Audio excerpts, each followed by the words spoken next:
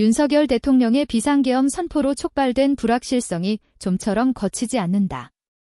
반국가 세력 척결을 앞세운 계엄 선포는 반세기 전 군사독재의 답습일 뿐 어디서도 정당성을 찾을 수 없다. 윤 대통령이 왜 느닷없이 정치적 자폭 단추를 눌렀는지, 이렇게 엉성한 친위 쿠데타를 누구와 계획했고 실행에 이르기까지 어떤 의사결정 과정이 있었는지 궁금증이 쏟아진다. 하지만 그런 의문에 답하고 있을 시간이 없다. 사실관계는 결국 수사를 통해 확정될 것이고 혹시 숨겨진 비사가 있더라도 시간이 지나면 남김없이 공개될 것이다. 지금은 대통령이라는 대한민국에서 가장 중요한 권력의 공백을 혼란 없이 신속히 메우는 일에 집중해야 한다. 국회 탄핵소추안 표결을 거부하며 국민의힘이 제시한 방안은 질서 있는 조기 퇴진이다. 그런데 이 말은 처음이 아니다. 8년 전인 2016년 11월 29일 박근혜 당시 대통령은 대국민 담화를 통해 여야 정치권이 논의해 안정되게 정권을 이양할 방안을 만들면 그 일정과 법 절차에 따라 대통령직에서 물러나겠다고 입장을 밝혔다. 대통령 탄핵소추안이 국회에 상정됐고 국회 국정조사 개시 11월 30일과 특별검사 임명 12월 2일을 앞둔 때였다. 자진 사퇴는 없다고 버텼던 박 전 대통령은 친박 핵심 의원들이 청와대를 찾아가 명예로운 퇴진을 읍소하자 마지못해 입장을 바꿨다. 당시 집권 여당이었던 새누리당은 대국민 담화 직후 헌법을 바꾸고 개정 헌법을 근거로 대통령이 조기 사퇴한다는 로드맵을 확정했고 이를 질서 있는 퇴진이라고 불렀다. 결과는 우리가 아는 대로다. 퇴진 시기와 방식이라는 뜨거운 감자를 국회로 넘기고 개헌 논쟁을 일으켜 당장의 탄핵 국면을 모면하겠다는 정치적 의도만 보였을 뿐 진정성을 느낄 수 없는 수습책에 동의하는 국민은 아무도 없었다. 국민의힘이 내놓은 질서 있는 퇴진도 크게 다르지 않다. 국민의힘은 서너 개월 뒤 윤 대통령이 퇴진하고 그로부터 60일 뒤 대선을 치르는 방안을 논의 중이다.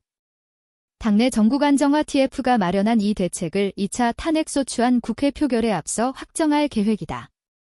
그동안 책임총리제, 임기 단축 개헌, 비상거국내각 구성 같은 여러 방안이 논의됐지만 어느 것 하나 마땅치 않았다. 책임총리제는 헌법과 법률적 근거가 아예 없고 개헌과 거국내각은 야당의 협조 없이 불가능하다. 결국 윤 대통령이 적절한 시점에 사퇴하는 것이 유일한 대안으로 남았다. 국무총리가 대통령 직무를 대신하다가 이재명 민주당 대표의 공직선거법 위반 사건 확정 판결 이후 윤 대통령의 사퇴 발표가 나온다면 국민의힘 입장에서는 가장 이상적인 수습책이 될 것이다. 탄핵소추가 이뤄져 헌법재판소의 결정이 나올 때까지와 시간적으로는 큰 차이가 없으면서 탄핵 자체를 피할 수 있다.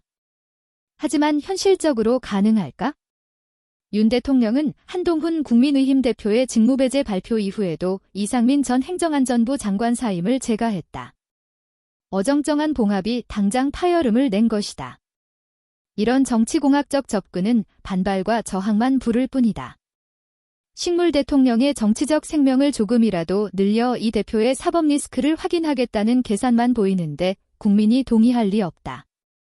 국민의힘 소속 의원들이 한 명씩 탄핵 표결 참여 입장을 밝히는 것은 민심이 어디로 가고 있는지 보여주는 지표다. 게다가 거대 야당인 더불어민주당은 강경하다. 윤 대통령의 즉각 퇴진과 탄핵 중에서 하나를 고르라고 국민의힘을 압박하고 있다. 그러다 보니 윤 대통령이 내란 혐의로 구속되면 자연스럽게 총리가 나설 수 있다는 묘수까지 나왔다. 윤 대통령이 수모를 참고 버티면 된다는 것이다. 그야말로 코미디 시나리오다. 국민의힘은 지금 탄핵은 보수의 괴멸이라는 명분을 앞세운다. 박 전 대통령 탄핵 이후 보수 정당이 재기불능의 나락으로 떨어졌던 기억이 생생하다. 그 트라우마가 국민의힘의 윤 대통령 탄핵소추안 국회 표결 거부라는 악수를 낳았다. 하지만 냉정하게 다시 생각해야 한다. 헌법에는 대통령이 헌법과 법률을 위반한 경우를 대비한 규정이 적시돼 있다. 이를 따르는 것보다 더 질서 있는 퇴진은 없다. 보수의 제거는 장기적으로 치밀하게 계획돼야 한다. 탄핵 트라우마를 떨치지 못하면 태극기 부대의 길로 갈 수밖에 없다. 그건 진짜 보수 괴멸이다. 출처 국민일보